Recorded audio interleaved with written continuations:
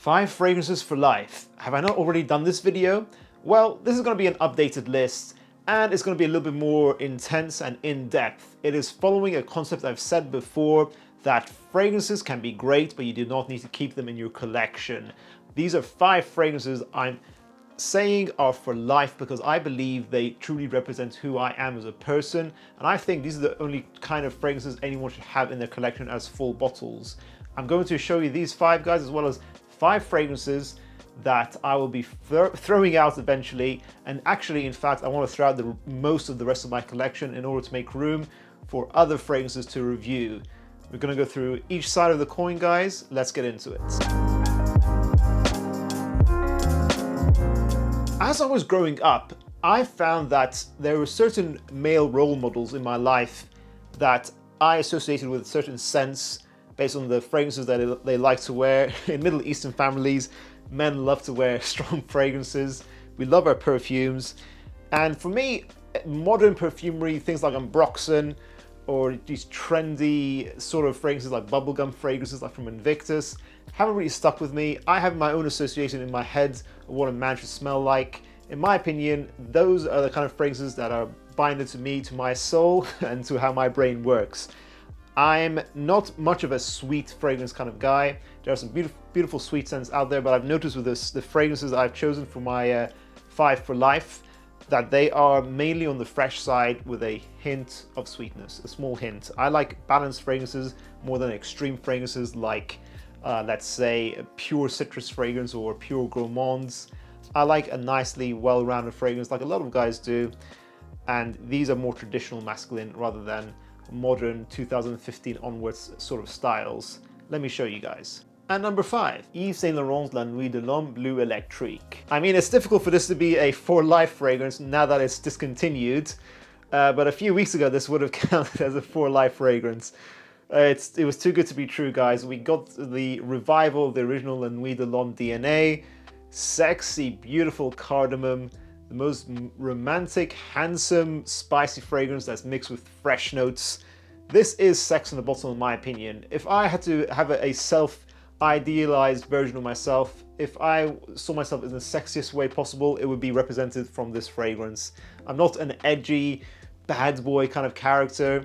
I'm not a gourmand, extremely sweet, mysterious kind of guy. I'm a maybe well-rounded kind of guy who likes these kind of fragrances that are just so beautifully well crafted, have a sort of beauty to them, a sort of romanticness to them, but at the same time it's versatile enough to be worn as my signature. So this is my for life fragrance for versatility. So I would wear this anywhere, on a date, to work, even to the club.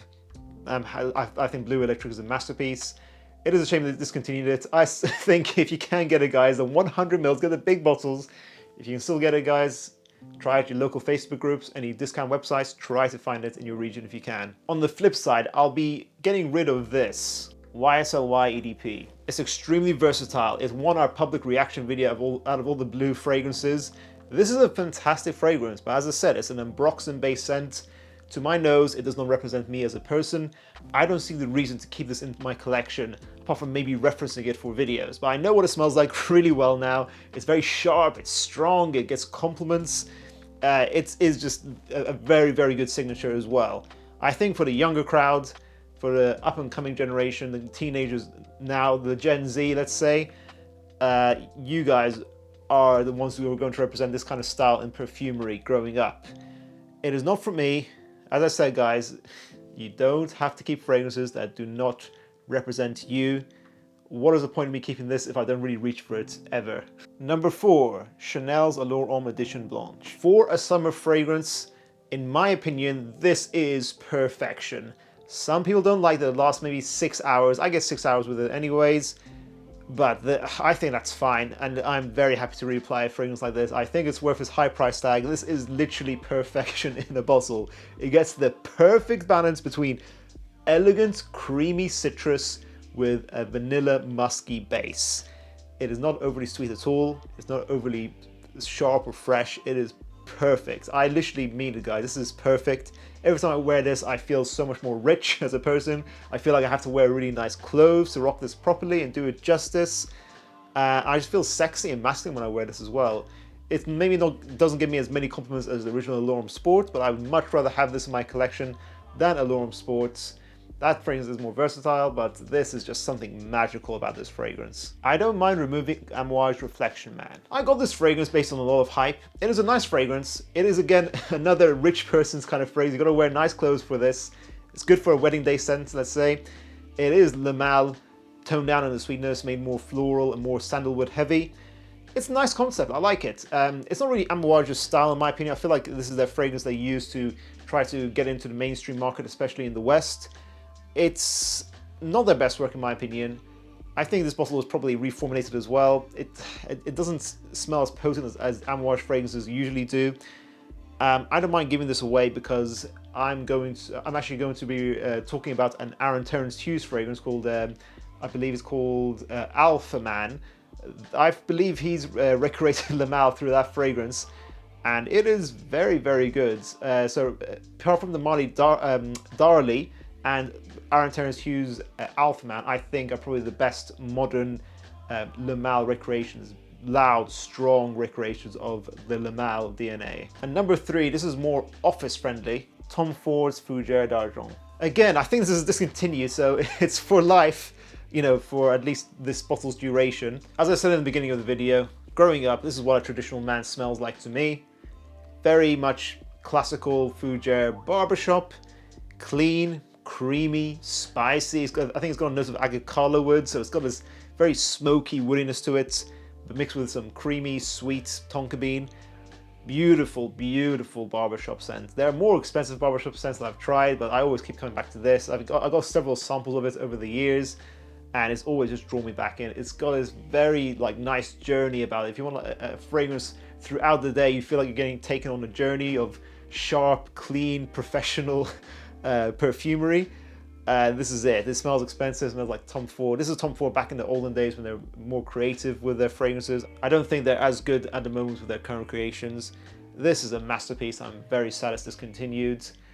I will miss it. This is fantastic, but I'll also be getting rid of this. Ombre Leather is a simple, high quality leather. It smells like the interior of a Bugatti or a Lamborghini.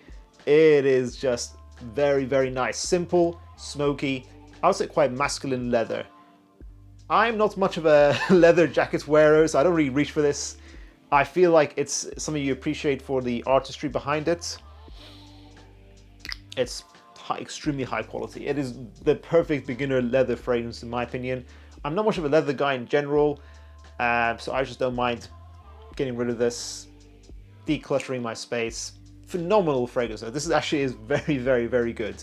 Again, to my personality, it doesn't really match, but it's very, very good. Number 2 is a brand I've already mentioned in this video, Aaron Terence Hughes Smolder. I wasn't expecting this when I first acquired this fragrance. I just got it because I thought, oh, you know, a YouTuber's released this, so I need to try it out, see how it is.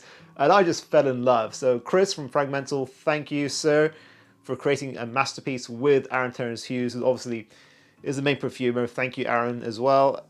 Aaron just is... I'm going to do a buying guide for all his fragrances, but he's just fantastic. His creations are just so long-lasting. If you want Beastmode fragrances, you go to ATH's go to Aaron's website. This is just smooth, sweet, woody, a little bit Middle Eastern with the frankincense notes. It is just seductive, alluring, complex, and rich. And it's soft to the skin, but it just lasts forever. It's dense. It's affordable. It's not overly priced, but it smells so expensive. This is the best brand for the money probably at the moment. I am just shocked by how good Aaron's creations are. Super underrated. People who know him and see his videos know he's a great guy. He does fantastic videos and they appreciate him, and more people need to buy his fragrances in my opinion. He's doing fantastic work. Prada Long. Everyone in the community loves this fragrance. I've never really liked it that much. I think, again, Dior Homme Eau did it better. I think it smells a bit too feminine for my liking.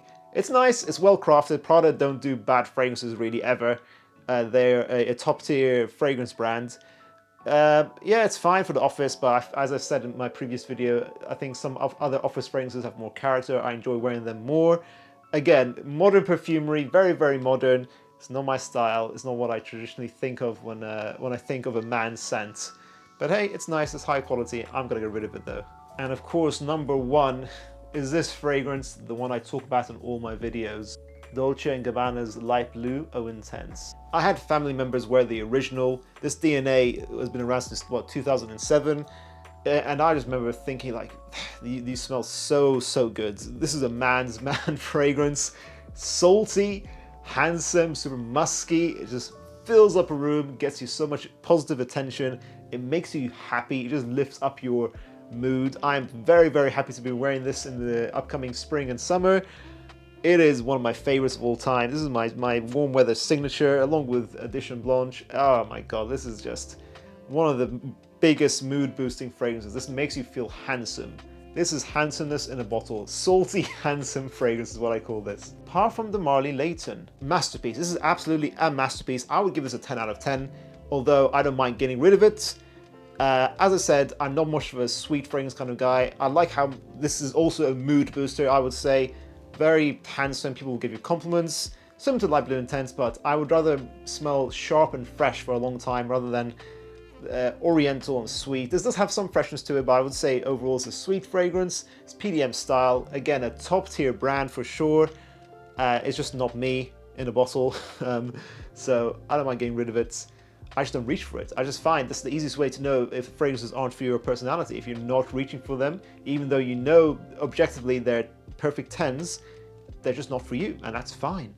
There's nothing wrong with it, guys.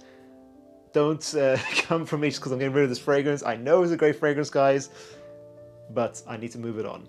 What do you think of this video, guys? The idea is to try and encourage everyone not to feel they have to own fragrances just because they get a lot of hype. As I always say, get samples of these fragrances, try them. That's all you need to do, really. You can appreciate them, and then you'll find you don't really have to get full bottles. You don't need to spend £200 on Layton. It's just to make you appreciate fragrances more as an art form rather than, you know, consuming too much, spending too much money, having all these fragrances that gather dust, and then you feel like eventually you have to get rid of them. So don't make the same mistakes that I did. As a fragrance reviewer, of course, I need to get lots of fragrances, but even for myself, I'm still going to get rid of most of them. I have the sweet, juicy B-roll of all of these fragrances. That's what I need the most in future videos. I know how they smell really well, and I'm going to be able to discuss them still with these B-roll clips. But now I'm going to make room for other fragrances for you guys to hear more about and for all of us to enjoy. If you guys enjoyed this video, check out my previous list, my 10 for life, to show the difference of what kind of fragrances I'm keeping for life. Even though I have 150 now, it is still 5 for life is what I've boiled down to. I don't have that many fragrances that I think to myself they match my personality. That just goes to show how specific it is, guys. Probably 99% of fragrances aren't going to match your personality perfectly, and there's nothing wrong with that. Stay safe, guys, and I'll see you in the next one.